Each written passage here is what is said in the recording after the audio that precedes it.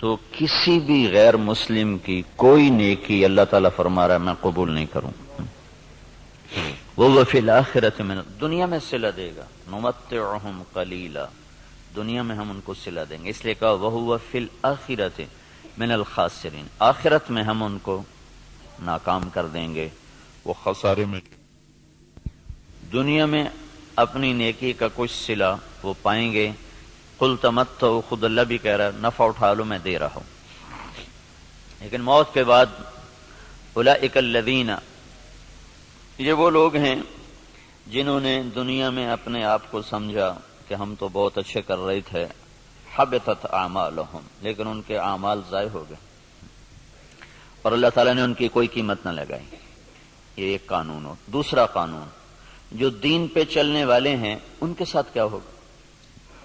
اگر وہ پورے دین پر چل رہے ہیں تو پھر قرآن خوشخبری دیتا ہے انتم الاعلون، تم سب سے بلند رہو گے، تم سب سے عزت والے ہوگے.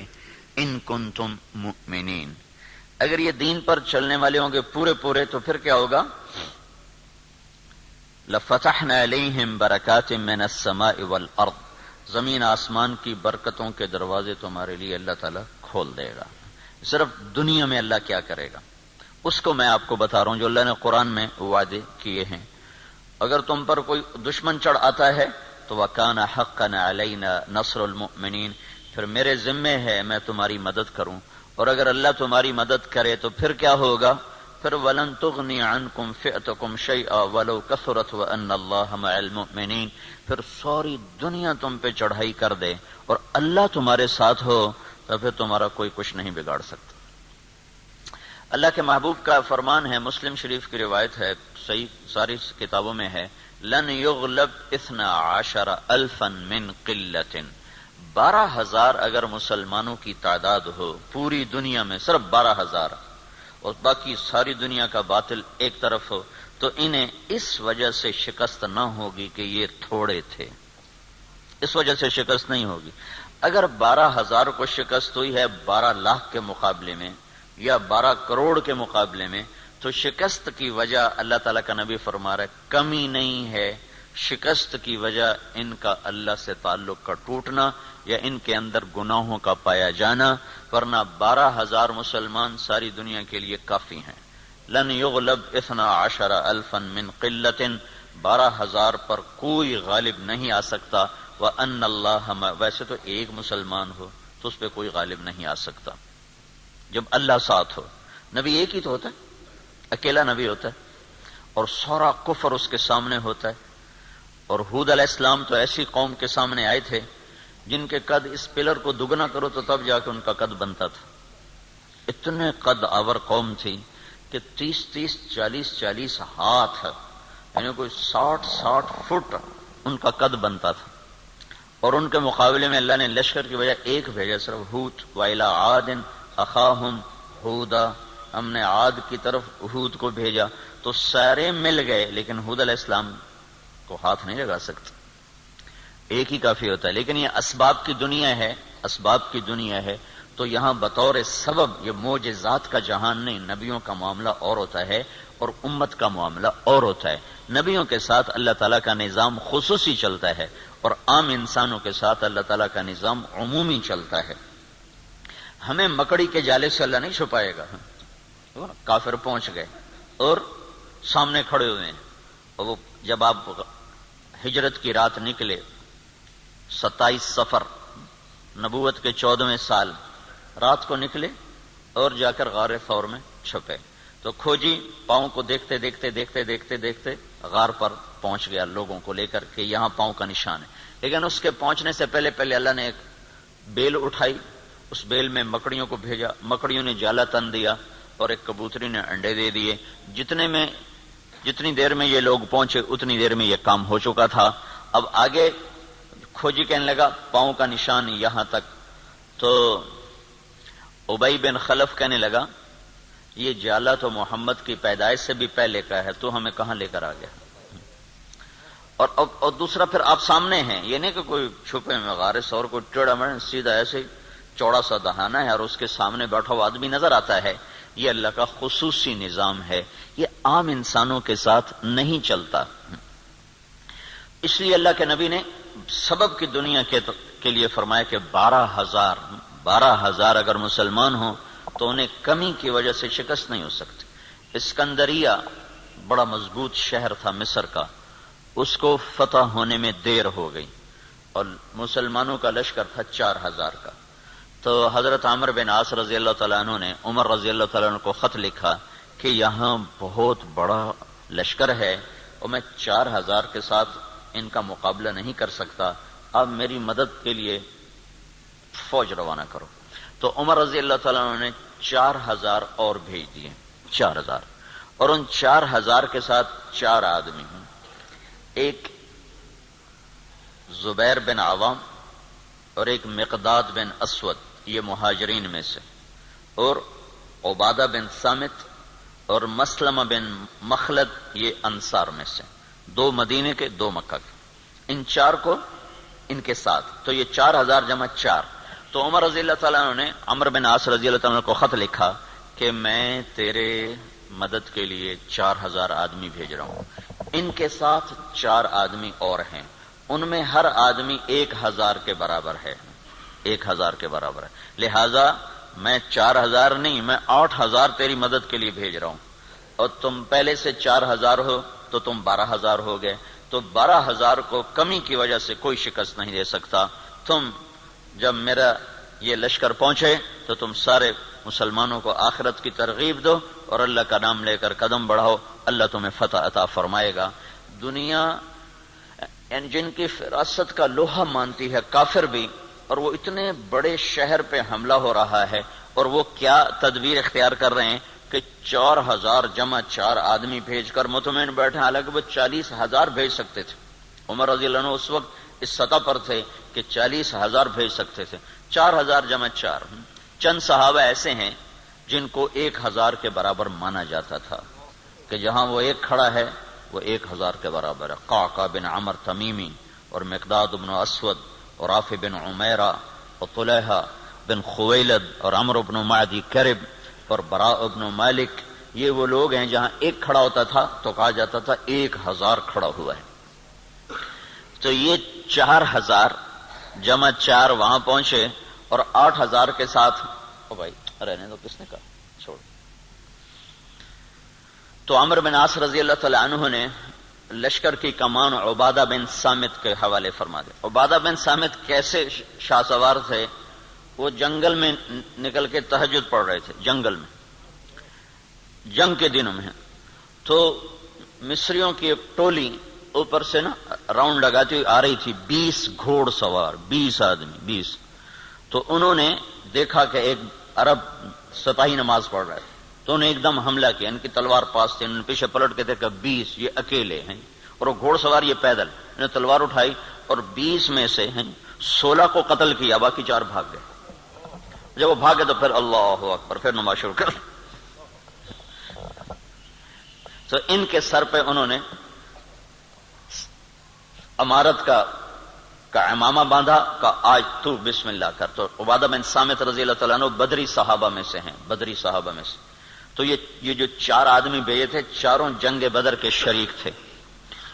تو 12,000 نہیں تھے، 8,000 جمع 4 تھے، اور اسکندریہ جو مصر کا سب سے بڑا شہر تھا اور طاقتور اس کی فوج تھی، اللہ نے 8,000 کے ذریعے سے اس زیر کروا دیا کہ 12,000 کو شکست ہو گئی۔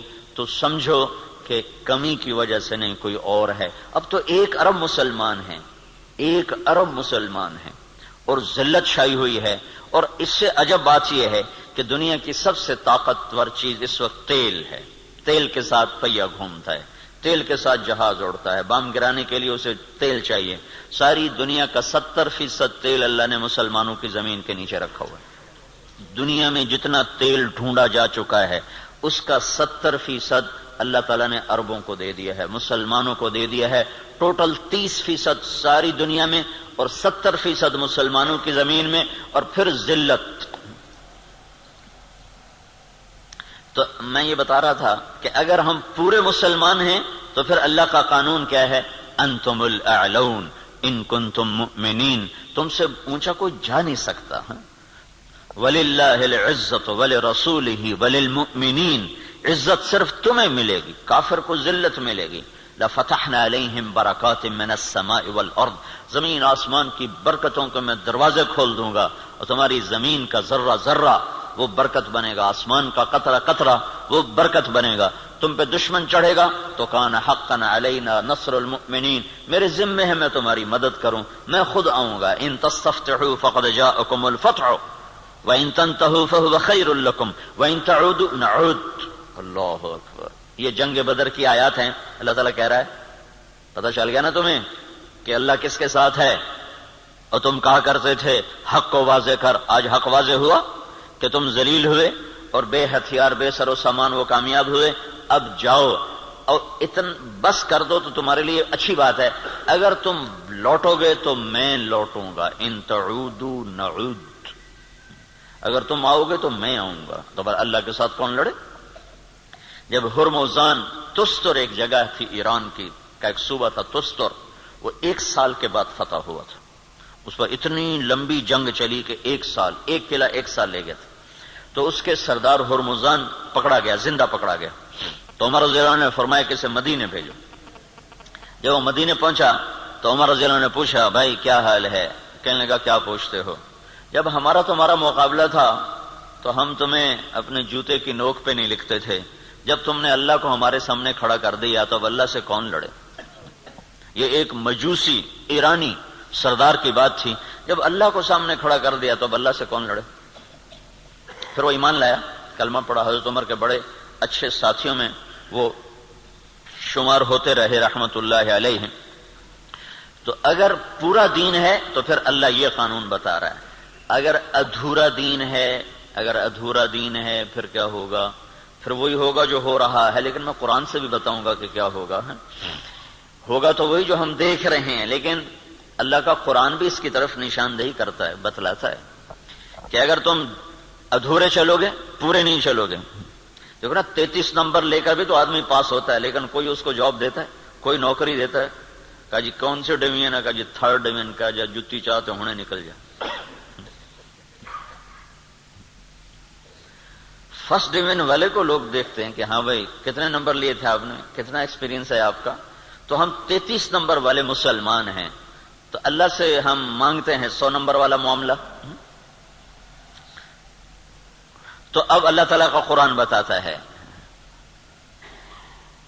کیا کہتا ہے؟ وَلَنُذِيقَنَّهُمْ مِنَ الْعَذَابِ الْأَدْنَى دُونَ الْعَذَابِ الْأَكْبَرِ لَعَلَّهُمْ يَرْجِعُونَ۔ جب تم ادھورے چلو گے نا، کبھی نماز پڑھی کبھی چھوڑ دی، کبھی روزہ رکھا کبھی چھوڑ دیا، کبھی حلال کھایا کبھی حرام کھایا، کبھی جھوٹ بولا کبھی سچ بولا، کبھی سود پہ چلے کبھی حلال پہ چلے، جب تم یہ سارا گڑبڑ کر دو گے تو پھر میں کیا کروں گا؟ وَلَنُذِيقَنَّهُمْ مِنَ الْعَذَابِ الْأَدْنَى، میں تمہیں چھوٹے چھوٹے عذاب دوں گا، دون العذاب الاکبر، بڑا عذاب نہیں دوں گا۔ بڑا عذاب کیا ہے؟ قرآن کی دوسری آیت فَيُعَذِّبُهُ اللَّهُ الْعَذَابَ الْأَكْبَرَ يَصْلَى النَّارَ الْكُبْرَى، جہنم کی آگ، دوزخ کی آگ، یہ بڑا عذاب ہے اور یہ خوفناک عذاب ہے۔ اس سے توبہ توبہ۔ اوہو انہا لغا، بھڑکتی ہے، نزاعۃ للشوا، کھال کھینچ دیتی ہے۔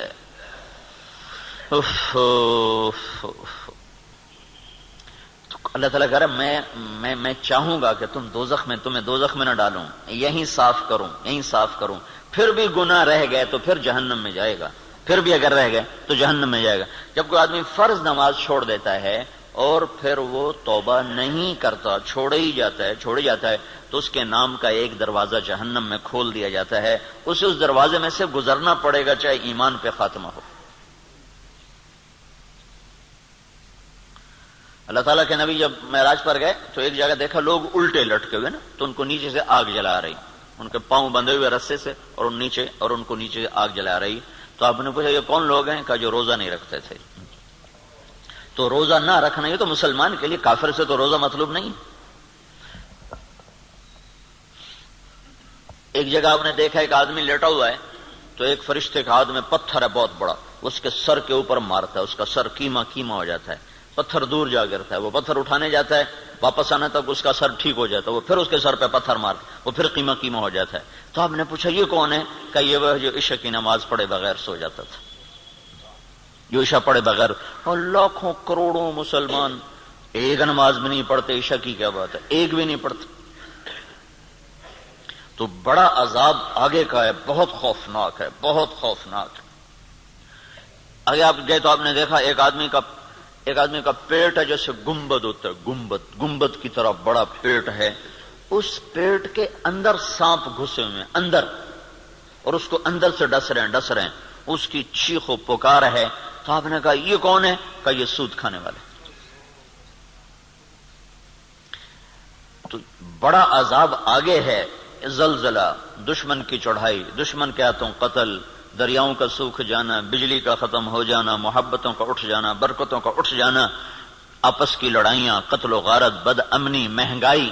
یہ ہے وَلَنُذِيقَنَّهُم مِّنَ الْعَذَابِ الْأَدْنَىٰ، چھوٹے چھوٹے عذاب دوں گا، دون العذاب الاکبر، بڑا نہیں دوں گا. لعلہم یرجعون، شاید تم مسجدیں بھر دو اور تم توبہ کر لو اور تم اللہ کے سامنے جھک جاؤ اور تم اللہ کو منا لو اور اللہ کے نبی کے طریقوں پر آ جاؤ. تو ما یفعل اللہ بعذابکم ان شکرتم وآمنتم وکان اللہ شاکرا علیما.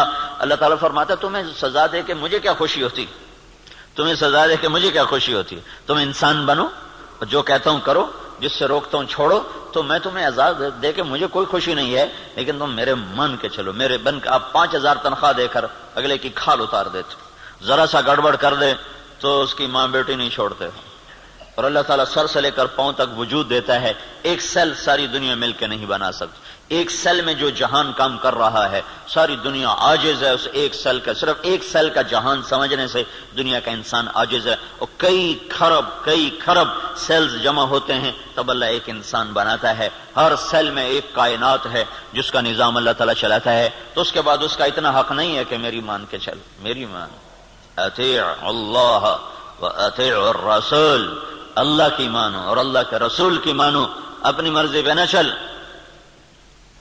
اور پھر اس میں اللہ تعالیٰ ایک ہمارے ساتھ سودا کرتا ہے کہ عبدی انت ترید وانا ارید ولا يكون الا ما ارید فان سلمت لي فيما ارید كفيتك فيما تريد وان لم تسلم لي فيما ارید اتعبتك فيما تريد ولا يكون الا ما ارید. اے میرے بندے، ایک تیرا ارادہ ہے، ایک تیرے رب کا ارادہ ہے. جو تو چاہتا ہے وہ اللہ کے ارادے کے بغیر نہیں ہو سکتا، جو اللہ چاہتا ہے وہ تمہارے بغیر کر دیتا ہے. تو ایک کام کرو، یہ اس چند روزہ زندگی میں جو میں کہوں کرتے جاؤ کرتے جاؤ کرتے جاؤ کرتے جاؤ. یہ نہ دیکھو کہ نفع کیا ہے نقصان کیا ہے، یہ دیکھو کہ اللہ کیا چاہتا ہے اور اللہ کا رسول کیا کہتا ہے. بس تم یہ کرتے جاؤ تو کیا ہوگا؟ کفیتک فیما ترید، جو تم چاہو گے میں کر دوں گا. وَإِن لَّمْ تُسَلِّمْ لِي فِيمَا أُرِيدُ، اگر تم نے یہ نہ کیا تو أَتْعَبْتُكَ فِيمَا تُرِيدُ وَلَا يَكُونُ إِلَّا مَا أُرِيدُ، تو پھر میں تمہیں تیری چاہتوں میں تھکا دوں گا، تجھے خوار کر دوں گا اور ہوگا وہ جو تیرا رب چاہتا ہے. تو ادھورے دین پر کیا ہوتا ہے؟ ادھورے دین پر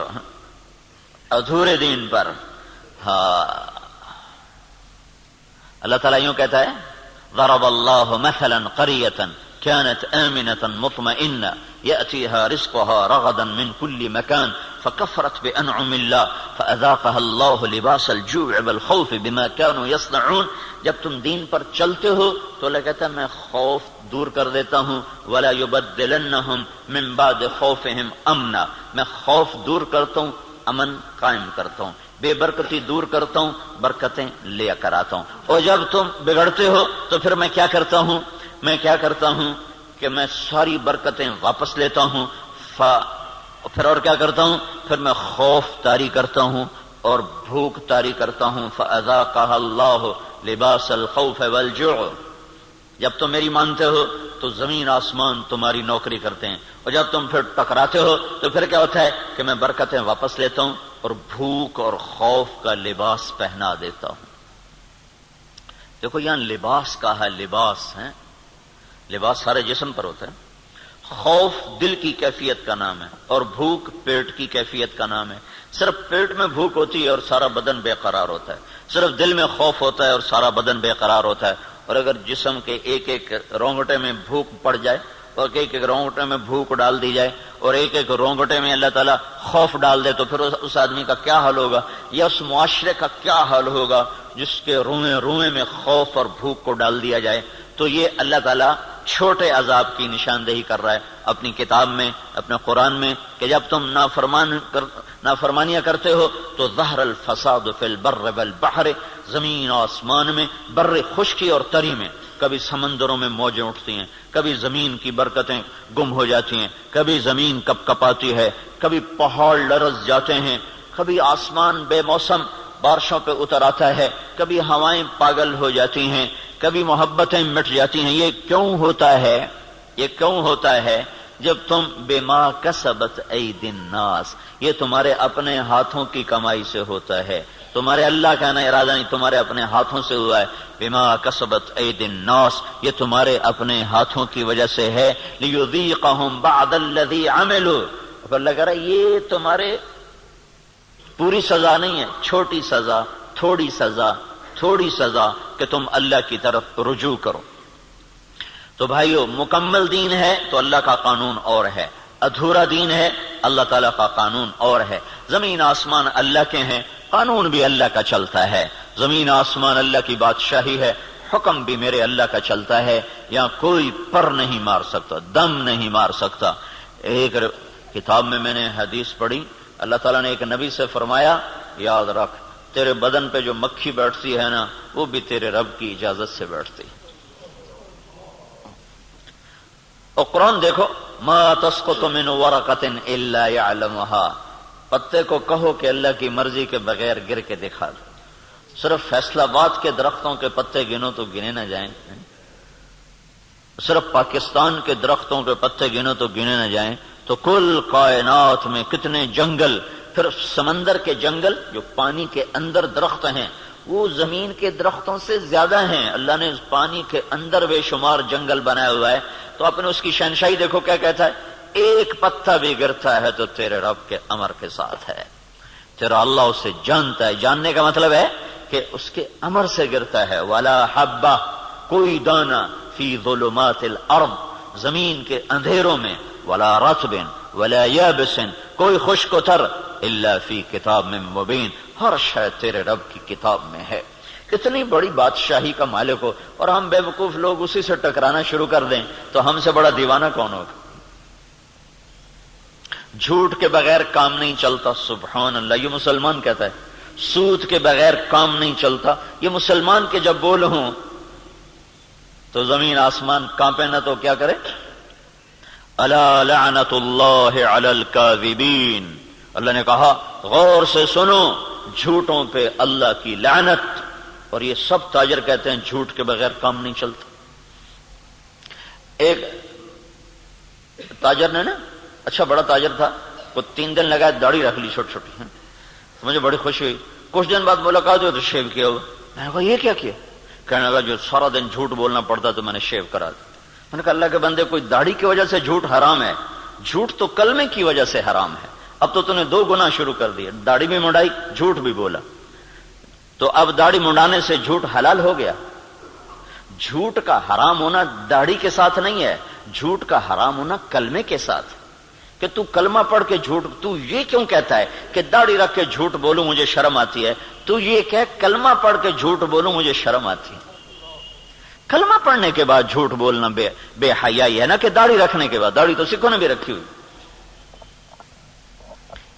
یہ میرے اللہ کے نبی کا امر ہے، حکم ہے، یہ اور حکم ہے، وہ اور حکم ہے۔ ایک کی وجہ سے دوسرا چھوڑ دوں، ایک کی وجہ سے دوسرا چھوڑ دوں، یہ کہاں کی نادانی ہے؟ تو اس کو بات سمجھ میں، اس نے پھر رکھ لی۔ تو اب جب تاجر کہے جھوٹ کے بغیر کام نہیں چلتا، سود کے بغیر تجارت نہیں چلتی، اور اللہ کہے لعنت اللہ علی الکاذبین، جھوٹوں پہ اللہ کی لعنت، اور اللہ تعالیٰ کہے فاذنوا بحرب من اللہ ورسولہ، یا سو چھوڑ دو یا اللہ اس کے رسول سے جنگ لڑنے کے لیے تیار ہو جاؤ۔ ہماری تو جنگ اللہ امریکہ سے تھوڑی ہماری جنگ ہے، یا ہندوستان سے تھوڑی ہماری جنگ ہے، یا اسرائیل سے ہماری جنگ، تو ہماری تو اللہ سے جنگ ہوئی پڑی، اللہ ہمارے خلاف جنگ کر رہا ہے۔ اصل تو مقابل میں اللہ آیا ہوا ہے، اللہ اس کا رسول آیا ہوا ہے، صرف اللہ اکیلا نہیں ہے، یعنی ایسا اعلان اللہ نے کسی جگہ کیا ہی نہیں۔ تو کتنی بے غیرتی ہے کفر، دنیا کا سب سے بڑا گناہ ہے کفر، دنیا کا سب سے بڑا جرم ہے شرک اور کفر، کہ شہنشاہ اعظم خلاق علیم کو نہ ماننا، یا ماننا تو اس کا شریک ماننا۔ اللہ تعالیٰ نے اس کے لیے نہیں کہا کہ میں تیرے خلاف لڑائی کروں گا، ان کو دھمکیاں دیں جہنم میں ڈالوں گا، آگ میں ڈال دوں گا، تباہ کر دوں گا، لیکن سود کھانے والا 5 وقت کا نمازی بھی ہے تو اللہ کہتا تیار ہو جا، تیری میری جنگ ہے، اور صرف میری نہیں، میرا رسول بھی تیرے ساتھ جنگ کرے گا، میں بھی کروں گا، میرا رسول بھی کرے گا۔ تو بڑا جگر ہے لوگوں کا جو اتنے بڑے اعلان کے بعد کہیں جی سود کے بغیر تو پھر کام نہیں چلتا۔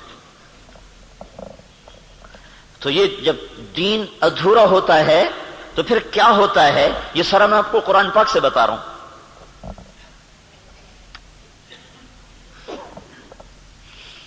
ہائے ہائے میرے بھائیو، اگر اللہ کے رسول کی ہمیں پشت پناہی نہ ہوتی تو اللہ کی قسم ہم بندر خنزیر بن چکے ہوتے۔ دعا دو اس مدینے والے کو جو اتنا رویا ہے۔ کوئی نبی اتنا نہیں رویا کہ اللہ کو جبریل بھیجنا پڑے کہ بس کر، اتنا نہ رو۔ کوئی نبی اتنا نہیں رویا ہے، اور تمہارا نبی اتنا رویا ہے کہ ایک دفعہ نہیں سینکڑوں دفعہ جبریل آیا ہے، یا رسول اللہ، اللہ کہہ رہا ہے اتنا نہ رو۔ اور اس کو چھوڑو، قرآن کی گواہی سنو، قرآن کی جو قیامت تک پڑھا جائے گا، قیامت تک پڑھا جائے گا، اور ہر گھر میں ہے۔ حدیث پاک تو انہی کے گھر میں ہوگی جس کو تھوڑا حدیث کا علم ہے، لیکن قرآن تو ہر پڑھے لکھے ان پڑھ کے گھر میں ہوتا ہے۔ تو میرا اللہ قرآن میں اپنے نبی سے کہتا ہے فَلَا تَذْهَبْ نَفْسُكَ عَلَيْهِمْ حَسَرَاتٍ، میرا نبی یہ انسانوں کے لیے اتنا نہ رو کہ روتے روتے تو خود ختم ہو جائے۔ یہ اگر ان کے آنسو نہ ہوتے اور ان کی دعائیں نہ ہوتی اور ان کا رونا دھونا نہ ہوتا تو اللہ ہم پر بھی ایسے ہی رندہ چلاتا جیسے پہلی قوموں پہ رندہ چلا کہ بندر بنا دو، خنزیر بنا دو، پتھروں سے دبا دو، پانیوں سے بہا دو، ہواؤں سے اڑا دو، کر دیتا۔ اللہ کی ہم سے کیا رشتہ داری، کیا تعلق؟ ان اللہ لغنی عن العالمین، اللہ کہ میں سب سے بے نیاز، سب سے غنی، سب سے پہلا رسول نوح علیہ الصلوۃ والسلام، اور 5 بڑے رسولوں میں ایک نوح علیہ السلام، ابراہیم علیہ السلام، موسیٰ علیہ السلام، عیسیٰ علیہ السلام، محمد صلی اللہ علیہ وسلم، 5 بڑے رسولوں میں 1,24,000 نبی اور رسول، 313 رسول، پھر 313 میں 5 سب سے نمبر اعلی نمبر، ان میں سب سے بڑے محمد الرسول اللہ صلی اللہ تعالی علیہ وسلم ہیں۔ تو اللہ تعالیٰ نوح علیہ السلام سے اللہ نے کہہ دیا انی اعظک ان تکون من الجاہلین۔ اللہ اکبر، اللہ اکبر۔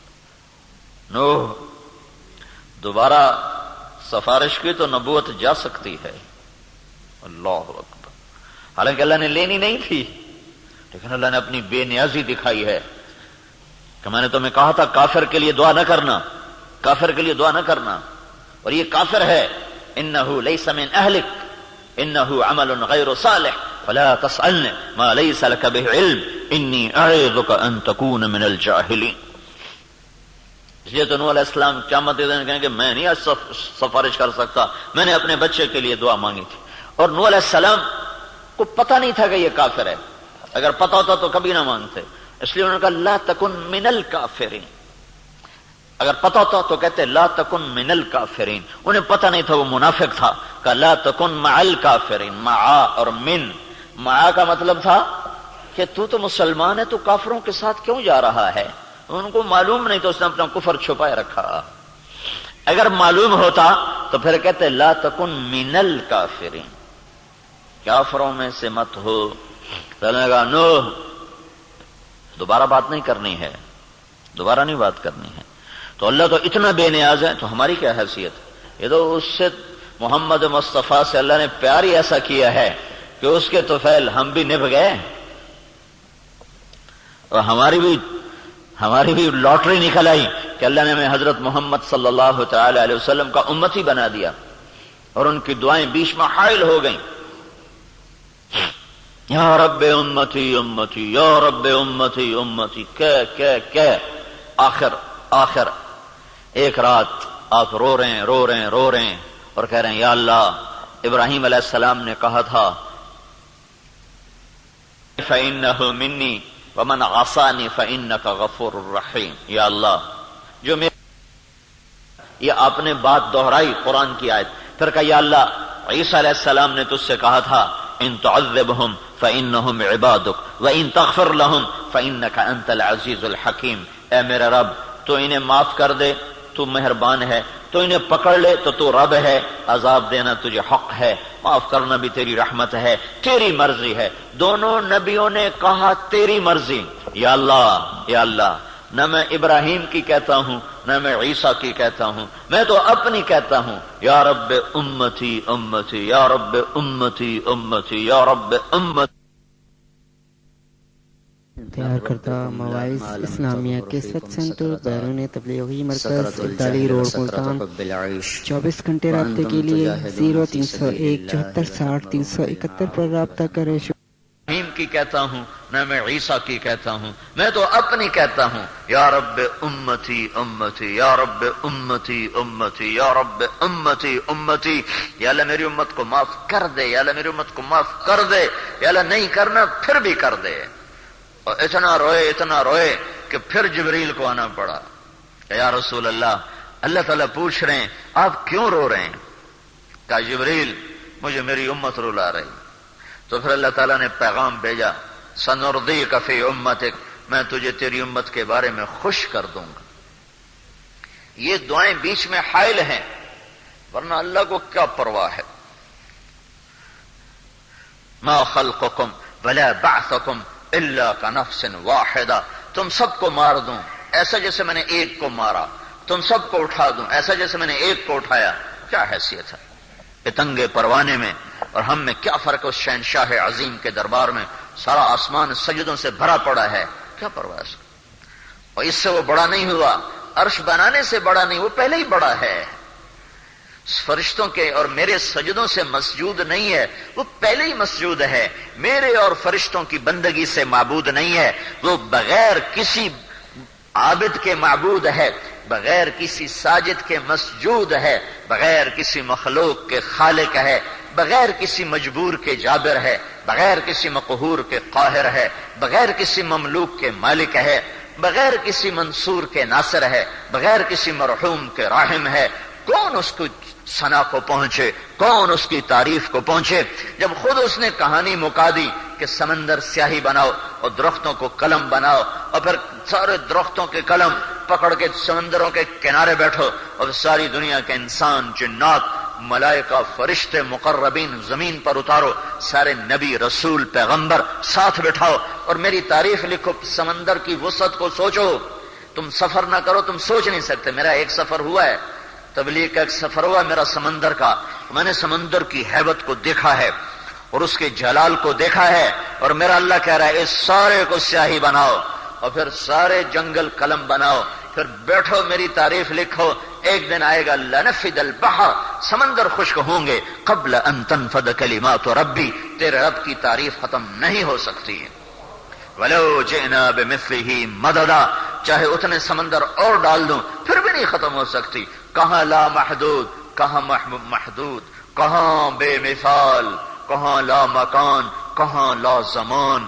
کون اس کی نہ آنکھ دیکھے، نہ تخیل پہنچے، نہ تصور میں سمائے، کون اس کی تعریف کر سکتا ہے؟ یہ زمین آسمان اللہ کا ہے، یہاں شہنشاہی اللہ کی ہے.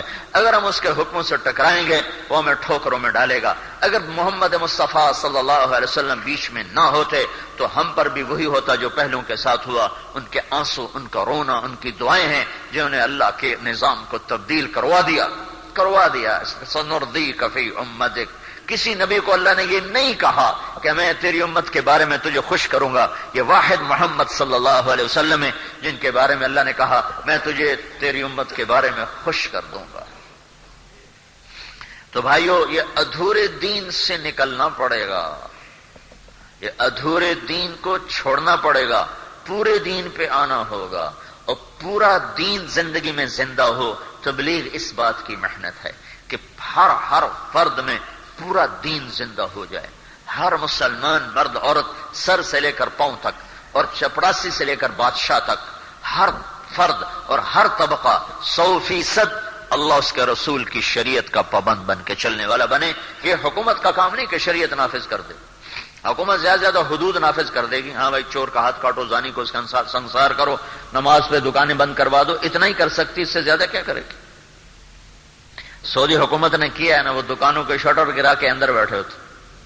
ابھی کل ایک حاجی مجھے بتا رہا تھا کہ حرم کے سامنے، حرم شریف بیت اللہ کا، میں وہاں پیچھے مجھے جگہ ملی رش کی وجہ سے، تو جب وہ اذان تکبیر شروع ہوئی تو دکانداروں نے شٹر گرا کے اندر بیٹھے، باہر نماز ہو رہے وہ اندر بیٹھے. تو حکومت اتنا ہی کر سکتی، اس سے آگے نہیں کر سکتی. دین دل کی حکومت سے چلتا ہے، اندر کی اندر. جب دل اللہ کی طرف پھرتا ہے، پر رات کے اندھیروں میں کون اٹھاتا؟ خود لوگ اٹھے ہوتے. راتوں کو سجدے کون کرواتا ہے؟ راتوں کو کون رولاتا ہے؟ وہ اندر کا دل ہوتا ہے جو اسے بستر سے اٹھا دیتا ہے، بیوی کے پہلو سے جدا کر دیتا ہے اور اللہ کے دربار میں جھکا دیتا ہے، اور کروڑوں کے نفعوں کو لات مار دیتا ہے کہ جھوٹ نہیں بولوں گا، سچ پہ چلوں گا. کروڑوں کے سودے توڑ دیتا ہے کہ سود پہ نہیں ہوگا، اللہ کے امر پہ ہوگا. یہ اندر کی دنیا، اندر کا دل ہے جو یہ حکومت قائم کرتا ہے، باہر سے نہیں ہو سکتا. تو تبلیغ یہ محنت ہے کہ ہر مسلمان پورے دین پر چلنے والا بنے. پورے دین کے بغیر نجات نہیں، پورے دین کے بغیر ہم سیدھے جنت میں نہیں جا سکتے. سیدھے جنت میں جانے کے لیے 4 کام کرنے ضروری ہیں. 4 کام کے بغیر سیدھی جنت نہیں ملے گی. والعصر ان الانسان لفی خسر، مجھے قسم ہے زمانے کی، ساری دنیا کے انسان ناکام ہو گئے.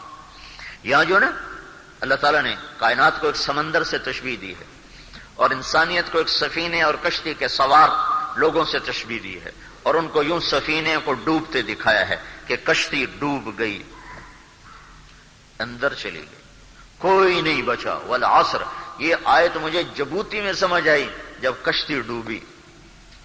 کتنے سال ہو گئے پڑے ہوئے. 1980 میں دورہ کیا، 3 سال پہلے جبوتی گیا تھا اجتماع. تو ایک کشتی ہمارے ساتھیوں کا، بڑا کشتی نہیں، پورا جہاز تھا، وہ ڈوب گیا. تو اس میں کوئی 125 شہید ہوئے. تو مجھے اس دن یہ آیت پوری طرح سمجھ آئی. والعصر ان الانسان لفی خسر. اللہ قسم ہے زمانے کی، اللہ کہتا ہے ساری کشتی ڈوب گئی، انسانیت کی کشتی ڈوب گئی. میں جب ہم پہنچے نا اجتماع کی جگہ، تو پیچھے سے فون آیا. تو شیخ سالم امیر تھے، انہوں نے کہا کہ وہ ہماری آنکھوں کے سامنے وہ کشتی تھی، ہم آگے تھے وہ پیچھے تھے. تو وہ اس میں وزن زیادہ ڈال دیا تھا، وہ تجارتی تھی کشتی، ہماری کشتیوں نے اسپیشل کی تھی ہمیں آگے لے جانے کے لیے. تو میرے ذہن میں سارا اس کا خاکہ تھا. ہمارے ساتھ ہم یوں نکلے، وہ پیچھے کھڑے ہیں، ہم سے آدھا گھنٹہ بعد وہ روانہ ہوئے، اور 1 کلومیٹر بعد جا کر وہ ڈوب جاتے ہیں. تو شیخ سالم نے کہا کشتی غرقت السفینۃ، کشتی ڈوب گئی. تو بن سوچے میں نے کہا کوئی بچا؟ میں کوئی بچا؟ ابھی پتہ کوئی نہیں، ابھی پتہ کوئی نہیں. تو اس دن مجھے یہ آیت سمجھ میں آئی. والعصر، قسم ہے زمانے کی، ان الانسان لفی خسر. ناکامی کو سمندر دکھایا ہے اور انسانیت کو کشتی دکھایا ہے، اور انسانیت کی کشتی کو ناکامی کے سمندر میں ڈوبتے دکھایا ہے کہ سارا فیصلہ آباد اور سورا ہند سندھ ناکامی کے سمندر میں غرق ہو گیا. اس خبر کے ساتھ فوراً بن سوچے اضطراری طور پر انسان خود سوال کرتا کوئی بچا؟ جیسے میں نے کہا تھا کوئی بچا؟ کوئی بچا بھی صحیح؟ تو اللہ تعالیٰ نے کہا ہاں بچ گئے، کچھ بچ گئے. جو 4 کام کرنے والے تھے وہ بچ گئے، باقی سارے چلے گئے. 4 کام والے بچے ہیں، باقی سب گئے. کون؟ الا الذین آمنوا، جو ایمان لائے، وعملوا الصالحات، جنہوں نے زندگی کو اللہ کے رسول کی زندگی کے مطابق ڈھال دیا. وتواصوا بالحق، پھر جنہوں نے دعوت کا کام کیا، حق کی دعوت دی، اور صرف دعوت نہیں دی. وتواصوا بالصبر، بلکہ صبر کے ساتھ جمے رہے. یہ 4 جن کے پاس تھے نا ہوا کے مشکیزیں، وہ جب ہم چلے نا اندر سمندر میں، وہ جب تھی، تو انہوں نے وہ لائف جیکٹس نکال لی، وہ جن میں ہوا بھرتے ہیں نا، وہ انہوں نے نکال کے نا پہننا شروع کر دی کہ اگر کچھ ہو جائے تو وہ لائف جیکٹس ہیں جس میں ہوا بھر لیتے ہیں، تو وہ اوپر نیچے کوئی ہو بھی جائے تو وہ تیرتے رہتے ہیں، پیچھے سے مدد آ جاتے ہیں، نکال لیتے ہیں. تو اللہ تعالیٰ ہمیں 4 لائف جیکٹ بتا رہا ہے کہ 4 غبارے بھرو تب تیر سکو گے. 4 غبارے بھرنے پڑیں گے. الا الذین آمنوا، ایمان، سارے کافر ناکامی میں چلے گئے. وعملوا الصالحات، عمل بھی بناؤ، تو ایمان والے ناکامی میں چلے گئے. وتواصوا بالحق، دعوت دو تو عمل والے ناکامی میں چلے گئے، وتواصوا بالصبر، اور صبر بھی ہو تو سارے تبلیغ والے ناکامی میں چلے گئے۔ لیکن یہاں ناکامی اور ہے، پہلی ناکامی اور ہے۔ پہلی ناکامی کیا ہے؟ والعصر ان الانسان لفی خسر، ساری دنیا کے انسان جہنم کے سمندر میں غرق ہو گئے اور اللہ کی ناراضگی اور غیظ و غضب کا شکار ہو کر جہنم کی آگ میں چلے گئے۔ پہلی ناکامی یہ ہے۔ کوئی بچا میرے مولا کہاں؟ الا الذین آمنوا، ایمان والے بچ گئے، ایمان والے بچ گئے۔ تو پہلے گئے دوزخ میں اور گئے ہمیشہ کے لیے، ایمان والے بچ گئے۔ وعملوا الصالحات، ایمان والے دوزخ میں نہیں جا رہے۔ اب اگلا مقام وعملوا الصالحات، ہاں ایمان والے بھی دوزخ میں جائیں گے۔ کون؟ جنہوں نے عمل نہ کیا، جنہوں نے اچھے عمل نہ کیے، جنہوں نے اللہ کے رسول کی زندگی کے مطابق زندگی نہ گزاری۔ تو پھر ان میں اور کافر میں کیا فرق ہے؟ وہ بھی تو ناکام اور یہ بھی ناکام، کہنے ان میں فرق ہے۔ یہ ایمان والے ہیں، یہ ایک دن اپنے گناہوں کی سزا بھگت کے جنت میں چلے جائیں گے، اور کافر ہمیشہ جہنم میں رہیں گے۔ ایک دن ایسا ہوگا کہ کافر مسلمانوں سے کہیں گے تمہارے ایمان نے تمہیں کیا نفع دیا؟ تم بھی آگ میں، ہم بھی آگ میں۔ یہ کافر کہیں گے مسلمانوں سے تمہارے ایمان نے تمہیں کیا نفع دیا؟ تم بھی آگ میں، ہم بھی آگ میں۔ تو اللہ تعالیٰ فرمائے گا جس نے زندگی میں ایک دفعہ بھی میرا کلمہ پڑھا ہو اس کو جہنم سے نکال دو۔ تو اس وقت سارے جہنم سے نکلیں گے۔ جب وہ نکلیں گے تو پھر کافر کہیں گے ربما یود الذین کفروا لو کانوا مسلمین، 14واں سپارہ، کہ ہائے کاش ہم نے یہ کلمہ پڑھا ہوتا۔ خالی کلمہ پڑھ لینا بشرطے کہ اس پہ موت آ جائے، موت بھی اسی پہ آ جائے، تو یہ اللہ اپنے قانون پر عمل کرے گا تو جہنم میں ڈالے گا، اپنی رحمت کو دیکھے گا تو چاہے بے عمل ڈال دے جنت میں، کون پوچھنے والا ہے؟ کفل، میرے نبی نے فرمایا چند دن پہلے ترمذی کے سبق میں یہ حدیث آئی، بنو اسرائیل کا ایک شخص تھا، اس کا نام تھا کفل، ذل کفل نبی ہیں یہ کفل، ساری زندگی اس کی شراب اور زنا میں تھی، ہر رات نئی عورت اس کے پہلو میں تھی۔ ایک رات ایک عورت وہ لے کر آیا 60 دینار دے کر، 60 دینار آج کا 6 لاکھ روپیہ بنتا ہے، 6 لاکھ ایک رات میں جو زنا پہ خرچ کر دے اس کو کتنا رزق ملا ہوا ہوگا۔ تو جب وہ کمرے میں داخل ہوا تو وہ لڑکی رونے لگی، تو اس نے کہا کیوں روتی ہو؟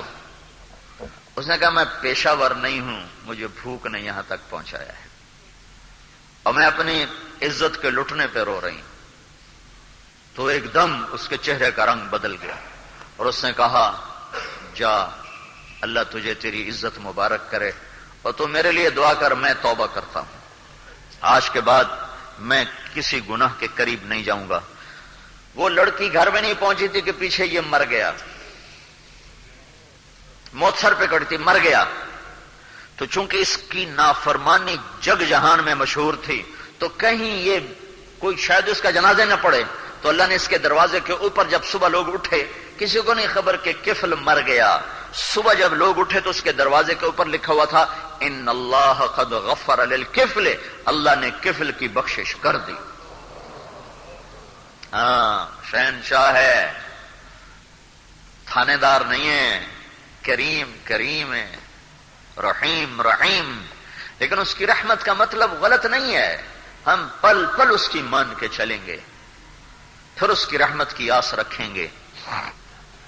تو اللہ تعالیٰ نے اس کے دروازے پہ لکھوا دیا کہ اللہ نے کفل کو معاف کر دیا، تو یہ اس کی رحمت ہے۔ میں قانون بتا رہا ہوں، اگر کافر ہے کبھی آگ سے نہ نکلے گا، کبھی نہیں۔ ایمان والا ہے ایک دن آئے گا کہ یہ جہنم سے نکلے گا، ایک دن آئے گا۔ اب کتنے سال یہ اللہ جانتا ہے، کتنے ہزار سال یہ اللہ جانتا ہے، یہ اللہ کا علم ہے، اسی کے پاس ہے۔ تو عامل الصالحات کی شرط لگانے سے ایمان والے ناکام ہو گئے، لیکن اس ناکامی کی تفصیل یہ ہے کہ یہ جائیں گے جہنم میں، یہ ناکامی ہے۔ ان کی ناکامی کیا ہے؟ یہ سیدھے جنت میں نہیں گئے، یہ جہنم براستہ جہنم جنت میں گئے ہیں۔ وعملوا الصالحات، عمل الصالحات کی شرط لگنے سے ایمان کی ناکامی بتائی۔ تیسری شرط وتواصوا بالحق، عمل تو کرتے رہے، دعوت کا کام نہیں کیا۔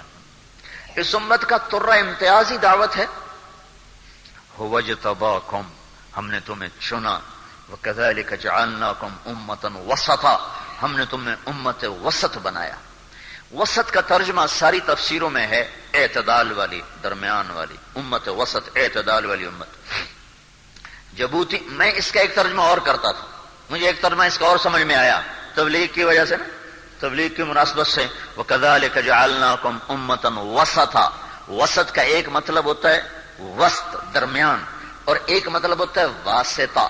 واسطہ، وسط ایک ہی لفظ ہے، مطلب دو ہیں۔ ساری تفسیروں میں اس کا مطلب ہے ہم نے تمہیں امت وسط بنایا، تو تم اعتدال والے ہو، تم میں غلو نہیں ہے کہ ہمارے دین میں رہبانیت نہیں ہے اور ہمارے دین میں سخت احکام نہیں ہے، وہ سہولتیں اللہ نے رکھی ہیں، تو ہم یہ امت ہیں۔ میں اس کا ترجمہ کرتا ہوں کہ ہم نے تمہیں بنایا امت واسطہ۔ عربی کے لحاظ سے یہ مطلب ٹھیک ہے، اس پر کوئی اشکال نہیں ہو سکتا، اعتراض نہیں ہو سکتا۔ ہم نے تمہیں بنایا ہے امت واسطہ، وَكَذَلِكَ جَعَلْنَاكُمْ أُمَّةً وَسَطًا۔ اے میرے محبوب کی امت، میں نے تمہیں امت واسطہ بنایا۔ واسطہ کیا مطلب؟ پہلے جیسے اللہ اور بندوں کے درمیان نبی واسطہ بنتا تھا نا، ورنہ بندے کیا جانے اللہ کون ہے۔ پھر آخر میں میرا نبی واسطہ بنا پوری انسانیت اور اللہ کے درمیان۔ اب اس کے بعد تم واسطہ ہو لوگوں کو اللہ تک پہنچانے کے لیے، تم بیچ میں ہو محمد مصطفیٰ اور انسانیت اور امت اور اللہ، یہ ایک چین بنتی ہے۔ تو محمد مصطفیٰ میرے اور تمہارے درمیان واسطہ ہیں، اور تم آگے انسانیت کے لیے تم واسطہ ہو۔ یہ میں نے اس کا ترجمہ کیا۔ تو ایک عرب عالم بیٹھے تھے، بڑے شاعر بھی، بڑے عالم میرے پاس آ گئے، کہنے یہ تو بڑی جرت کا کام ہے، تم قرآن میں یہ مطلب بیان کرتے ہو۔ میں نے کہا یہ بتاؤ عربی معنی کے لحاظ سے غلط ہے؟ کہ نہیں، عربی معنی کے لحاظ سے تو غلط نہیں ہے، لیکن کسی نے کہا ہو تو پھر دل ٹھکے، یہ قرآن ہے، یہ کوئی لغت کی کتاب تو نہیں ہے۔ میں نے کہا اچھا انشاءاللہ میں دیکھوں گا۔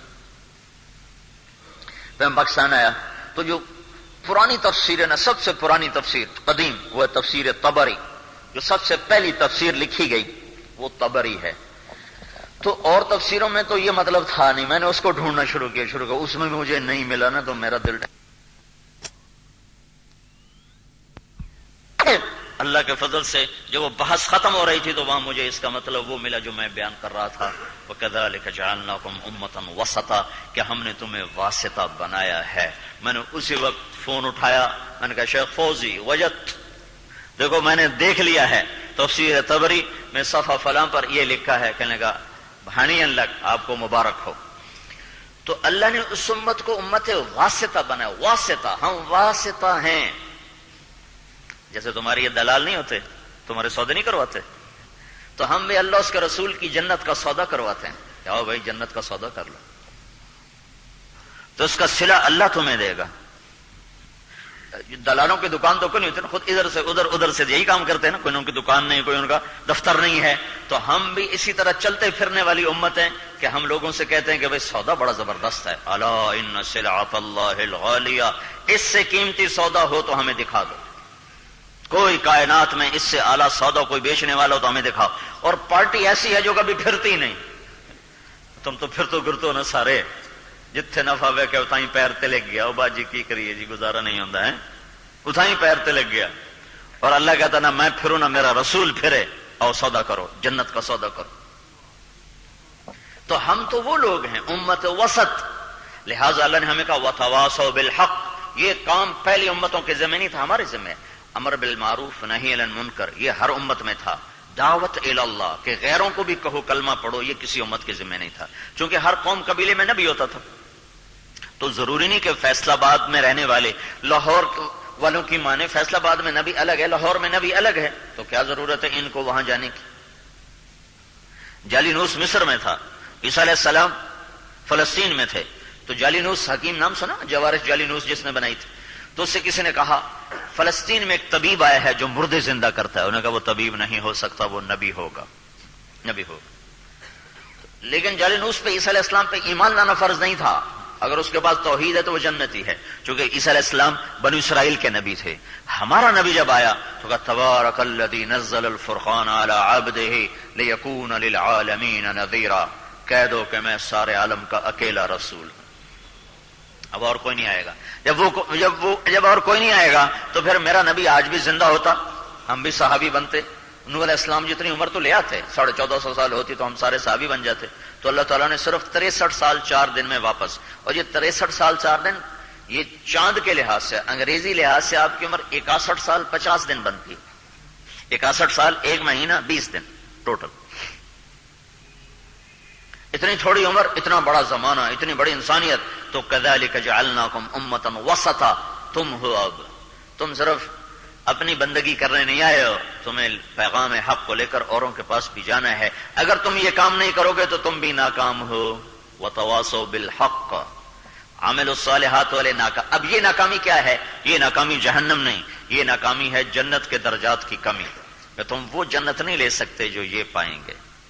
جو دعوت اللہ والے، جو تبلیغ کا کام کرنے والے، جو اپنے جان مال کو لے کر لوگوں کے دروازوں پہ دستک دینے والے جس جنت کو پائیں گے تم وہ جنت نہیں پا سکتے۔ تو یہ ناکامی اب درجات کی کمی کی ناکامی ہے۔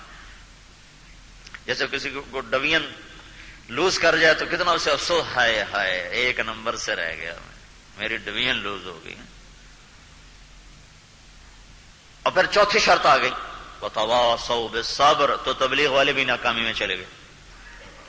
وتواصوا بالصبر، تبلیغ والے بھی ناکام۔ اب یہ ناکامی کیا ہے؟ ہر جگہ ناکامی کا مفہوم الگ الگ ہے۔ والعصر ان الانسان لفی خسر، یہاں ناکامی ہے ہمیشہ کی دوزخ۔ الا الذین آمنوا وعملوا الصالحات، یہاں ناکامی ہے سیدھے جنت میں نہیں، بواسطہ جہنم جنت۔ وتواصوا بالحق، یہاں ناکامی ہے درجات کی کمی، درجات کی، جنت میں تو جائیں گے درجے کم ہوں گے۔ وتواصوا بالصبر، یہاں ناکامی کا مفہوم کیا ہے؟ یہاں ناکامی کا مفہوم ہے 20-30 ٹیمیں مقابلے میں آتی ہیں اور وہ میچ کھیلتی ہیں، کرکٹ ہے، فٹ بال ہے، ہاکی ہے، پھر کھیلتے آخر میں 2 ٹیمیں بچ جاتی ہیں، 2، وہ دونوں ہم پلہ ہوتی ہیں، دونوں 19-20 کا فرق ہوتا ہے۔ آگے تقدیر لڑتی ہے، تدبیر عام طور پہ کم ہوتی ہے، عام طور پہ، چونکہ دونوں ہم پلہ ہوتے ہیں، ہم پلہ۔ تو یہ جو 2 ٹیمیں میدان میں اترتی ہیں نا، ہر ایک کی سر سے لے کر پاؤں تک فریاد ہوتی ہے کہ ٹرافی ہم لے جائیں، نمبر 1 ہم کہلائیں۔ اب جب وہ ایک ہارتا ہے تو وہ کبھی یہ خوشی نہیں مناتا کہ میں سیکنڈ آیا ہوں، وہ روتا ہوا باہر نکلتا ہے کہ ہم ہار گئے، حالانکہ وہ تو نمبر 2 پر تو ہے نا۔ ان کو یہ مبارک تو ہے کہ انہوں نے ٹرافی تو نہیں جیتی، لیکن 2 نمبر پر تو ہے، نمبر 2 پر تو ہیں۔ لیکن نہ ان کے عوام خوش ہوتے ہیں نہ وہ ٹیم خوش ہوتی، وہ بھی روتے پھر روتے، ان کے عوام بھی رو رہے ہوتے ہیں ہماری ٹیم ہار گئی۔ حالانکہ اسی کا دوسرا رخ دیکھو تو بھائی تم یہ تو دیکھو کہ انہوں نے 20 ٹیموں کو پار کیا اور دوسرے نمبر پر پہنچے ہیں، یہ شاباش تو انہیں دو۔ لیکن انہیں یہ شاباش دینے کے لیے نہ قوم تیار ہوتی ہے، نہ وہ شاباش لیں گے، خود تیار ہوتے کہتے ہیں ہائے ہم ہار گئے۔ یہ جو چوتھی شرط ہے یہ ناکامی ہے کہ نمبر 1 پر یہ ہار جائیں گے، یہ پہلے نمبر پر نہیں آ سکتے۔ صبر کی شرط اگر مٹ گئی تو یہ وکٹری سٹینڈ یہاں نہیں آ سکتا۔ تو یہ 4 باتیں ہیں دنیا اور آخرت میں مکمل کامیاب ہونے کے لیے۔ یہ تبلیغ کا کام ان 4 کا جامع کام ہے۔ ایمان بھی سیکھ رہے ہیں، عمل بھی سیکھ رہے ہیں، دعوت بھی دے رہے ہیں، صبر بھی سیکھ رہے ہیں۔ اگرچہ چوتھی شرط ابھی بہت کم ہے، چونکہ چوتھی شرط کا تعلق ہے اچھے اخلاق کے ساتھ، اور ابھی اچھے اخلاق والا چیپٹر کھلا ہی نہیں۔ یہ کھلا ہے تو کسی نے پڑھا ہی نہیں، پڑھا ہے تو کسی نے عمل ہی نہیں کیا ہے، عمل کیا ہے تو کرنے والے اتنے تھوڑے ہیں کہ اس کو آٹے میں نمک بھی نہیں میں کہہ سکتا۔ میں اپنے مدرسے میں بچوں کو جو اخلاقیات کے ابواب ہیں میں خود پڑھاتا ہوں، کہ میں نے کہا تو دیکھو تم رفع یدین کرو پھر بھی جنت میں جاؤ گے، نہ کرو پھر بھی جنت میں جاؤ گے۔ اب امام شافعی کے کروڑوں ماننے والے سب رفع یدین بھی کر رہے ہیں، آمین بھی کہہ رہے ہیں، سورۃ فاتحہ بھی پڑھ رہے ہیں، اور امام ابو حنیفہ کے کروڑوں ماننے والے رفع یدین نہیں کر رہے، سورۃ فاتحہ نہیں پڑھ رہے، آمین اونچی نہیں کہہ رہے۔ اللہ کے فضل سے یہ بھی جنت میں جائیں گے، وہ بھی جنت میں جائیں گے۔ لیکن اگر تمہارے اخلاق بگڑ گئے تو تم کسی حال میں بھی جنت میں نہیں جا سکتے۔ اور اخلاق اسلام کا آخری سبق ہے، اخلاق اسلام کا آخری سبق ہے۔ میرے نبی نے کہا میرے نبی سے ایک شخص نے پوچھا یا رسول اللہ اريد ان يكمل ایمانی، میں چاہتا ہوں میرا ایمان مکمل ہو جائے. تو آپ نے کہا حسن خلقک یکمل ایمانک، تو اپنے اخلاق اچھے کر تیرا ایمان مکمل ہو جائے گا. پھر ایک شخص نے پوچھا یا رسول اللہ سب سے بڑی نیکی کیا ہے؟ تو آپ نے کہا اچھے اخلاق. تو بھائی یہ چاروں باتیں اللہ کے فضل سے ہو رہی ہیں، اللہ کے فضل سے ہو رہی ہیں اور وجود میں آ رہی ہیں. آپ سے گزارش ہے آپ بھی نیت کرو، ارادے کرو، حوصلے کرو اور ہمت کر کے نکلو.